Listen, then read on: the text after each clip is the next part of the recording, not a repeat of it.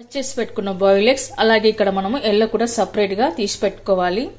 పెట్టడంలో oil heat అయిన తర్వాత జీలకర్ర వేసుకోవాలి. ఆ తర్వాత కట్ చేసి పెట్టుకున్న ఆనియన్, గ్రీన్ చిల్లీ, కరివేపాకు,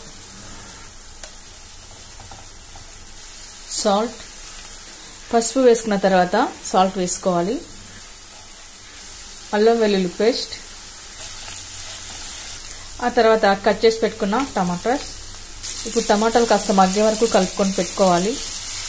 రెడ్ చిల్లీ పౌడర్, ధనియా పౌడర్, జీరా పౌడర్ ఇవన్నీ వేసాక కలుపుకొని పెట్టుకోవాలి. ఆ తర్వాత కట్ చేసి పెట్టుకున్న బాయిల్డ్ ఎగ్స్ వేసుకొని కలుపుకోవాలి. ఆ తర్వాత ఇప్పుడు పైన మనం తీసి పెట్టుకున్న ఎల్లోని వేసి పెట్టుకోవాలి. ఈ ఎగ్ కర్రీలో ఈ వేల్లో కలపకండి, కలిపినట్లయితే పగిలిపోతుంది. కాబట్టి తినేటప్పుడు మనం ప్లేట్లో పక్కన వేసుకుంటే సరిపోతుంది. ఆ తర్వాత పైన కొత్తిమీర వేసుకొని గార్నిష్ చేసుకుందాము.